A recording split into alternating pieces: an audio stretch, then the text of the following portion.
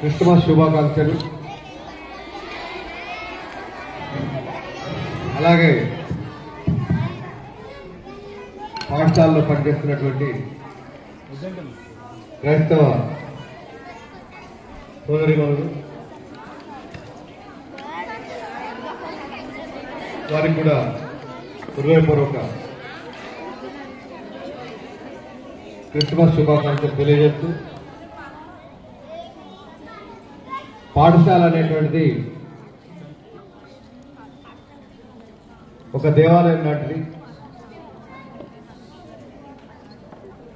దేవాలయము హిందూ దేవాలయము, క్రైస్తవ దేవాలయము, జైన దేవాలయము, పార్సీ దేవాలయము, ముస్లింస్కి అయితే మసీద్ దేవాలయం లాంటిది. ఎవరికి వాళ్ళకి అనేక మతాల ప్రజలు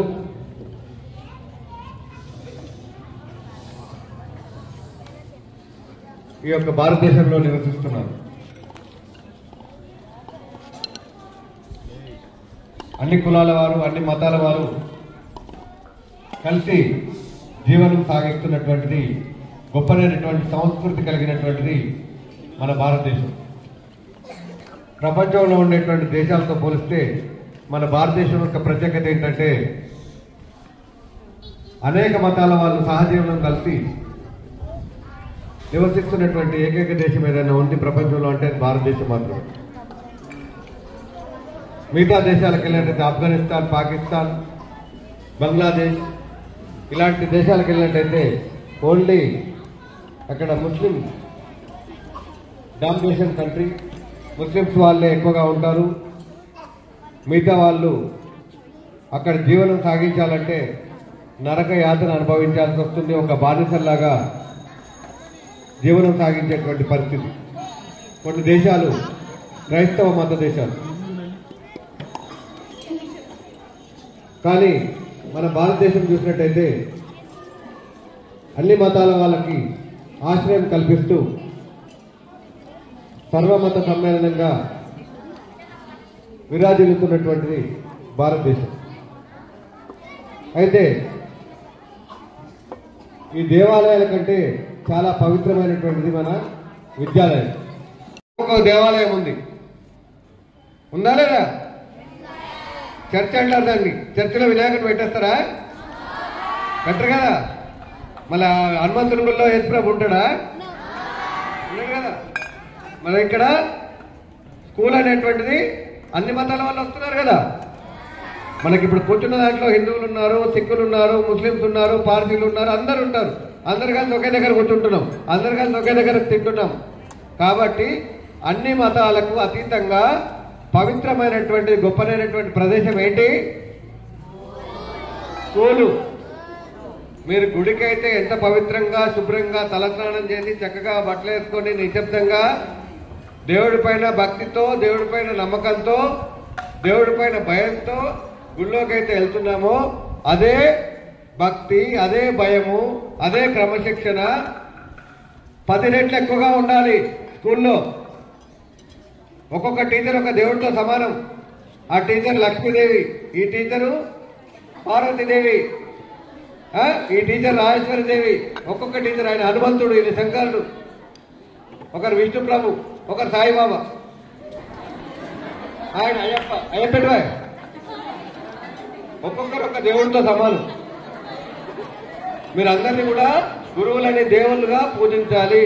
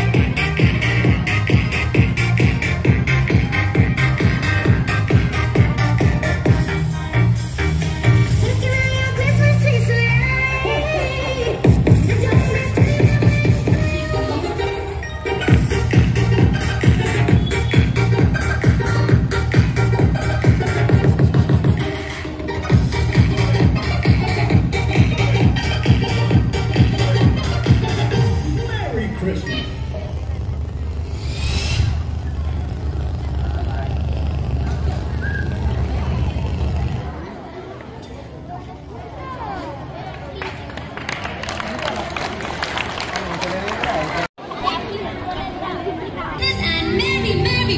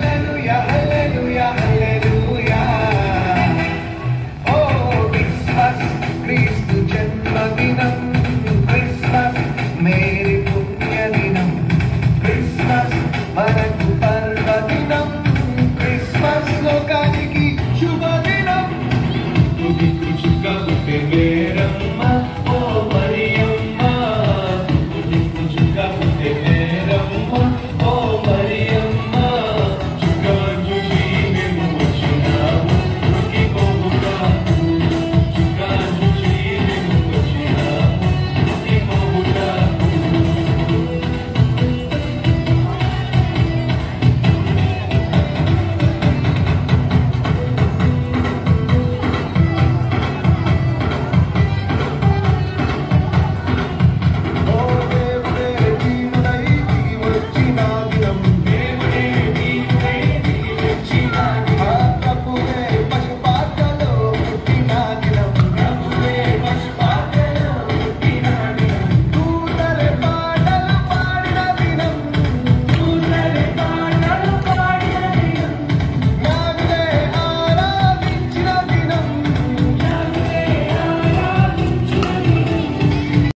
Silence.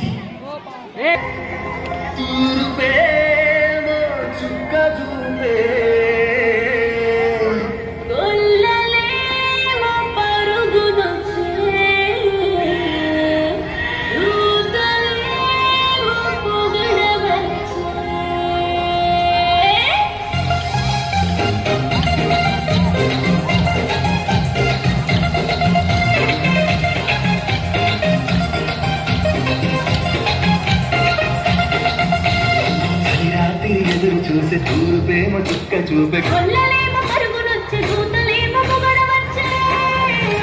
పుట్టాడు పుట్టాడు రాజు మెస్సయ్య పుట్టాడు మన కోసం పుట్టాడు పుట్టాడు రాజు మెస్సయ్య పుట్టాడు మన కోసం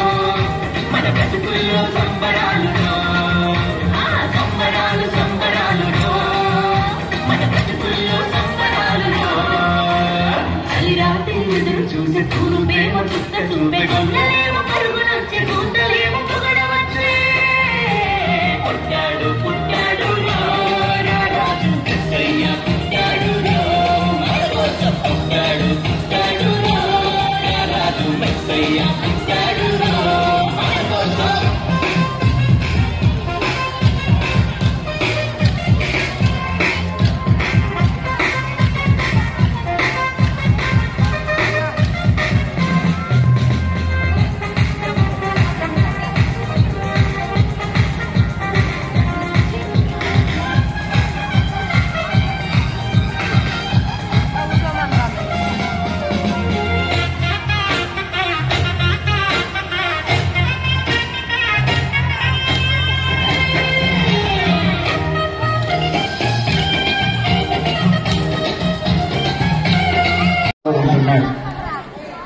ప్రతి ఒక్కరి ఆత్మ ఆయనతో ముట్టడిస్తూ ఉంది.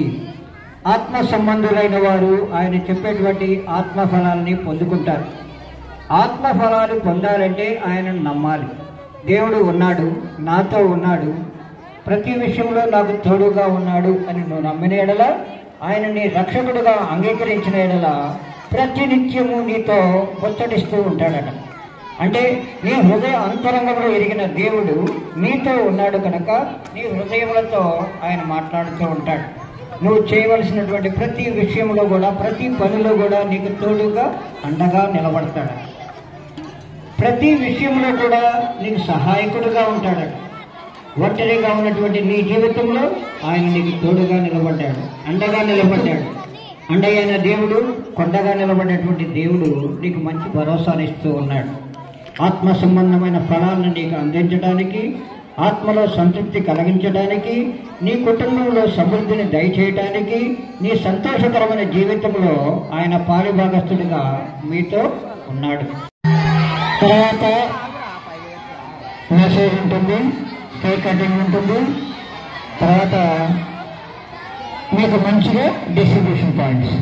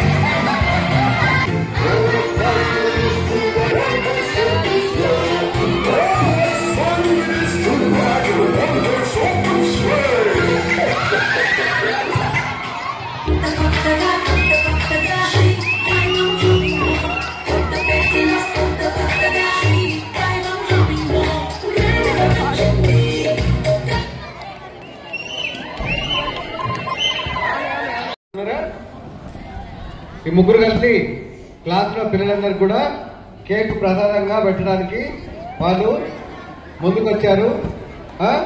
అందరూ కూడా చక్కగా క్లాస్లోకి వెళ్ళినాక కేక్ ఆస్వాదించారు.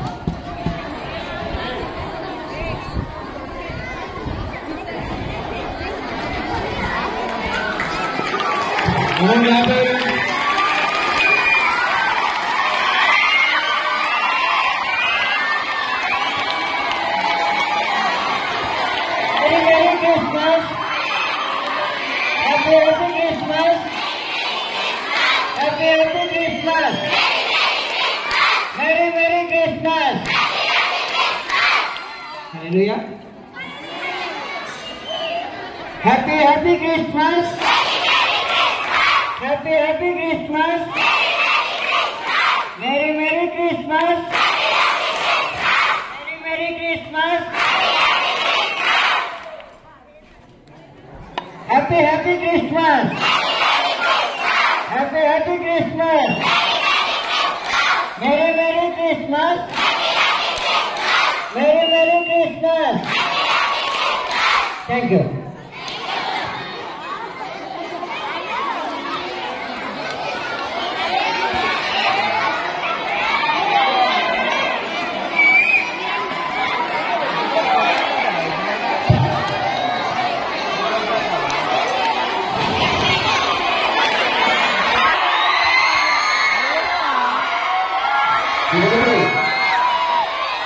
మ్యాచ్ కూడా నిర్వహించుకున్నాము. ఆ మ్యాచ్ కి సంబంధించి మ్యాచ్ టీచర్స్ అంతా కలిసి కేక్ తీసుకొచ్చారు. టీచర్స్ అంతా కూడా టీచర్స్ కింద దిగిన టీచర్స్ ఎవరు ఉంటే వాళ్ళు కూడా వచ్చేసి ఈ కేక్ కటింగ్ లో పాల్పంచుకోండి. అదేవిధంగా ఆ తర్వాత 10th క్లాస్ స్టూడెంట్స్ కూడా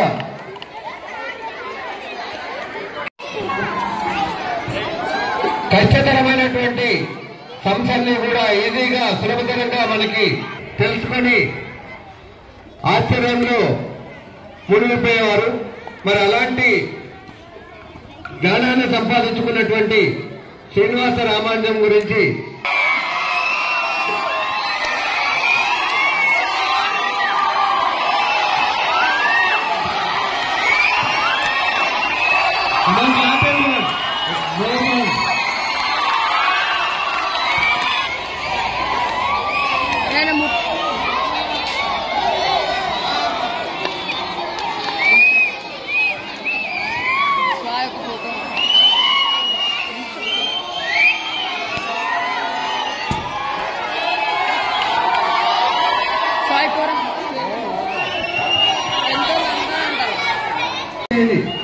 ఉన్నాయా అక్కడ అప్పుడే వెళ్ళి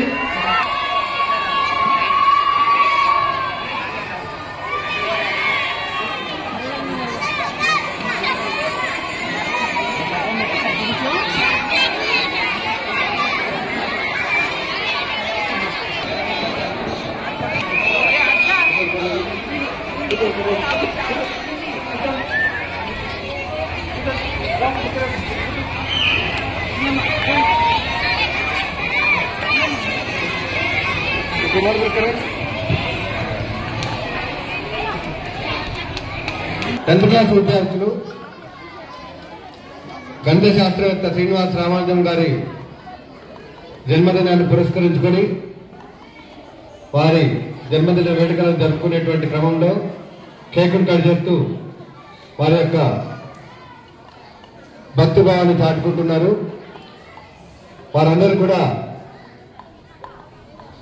ఆ గణిత శాస్త్రవేత్త శ్రీనివాస రామానుజం గారి దీవెనలు ఆశీస్సులు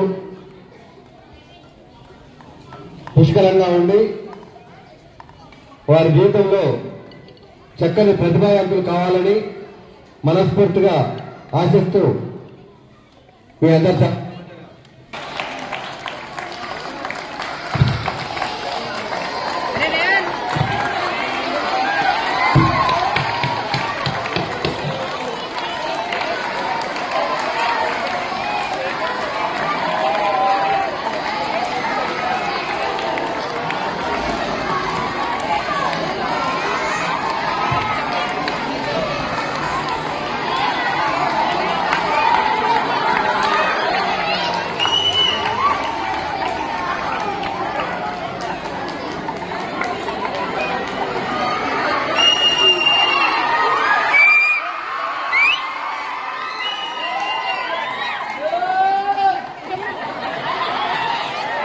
సదాకాలము మనల్ని ఈ స్కూల్ యాజమాన్యాన్ని చదువుతున్నటువంటి పిల్లలను వారి కుటుంబాలను దీవించి ఆశీర్వదించునుగాక.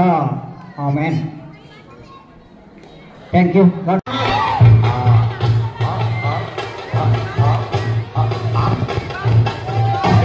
ఏంటా వాయించడం? డబ్బులు తీసుకుంటున్నారు కదా, గట్టిగా కొట్టలే.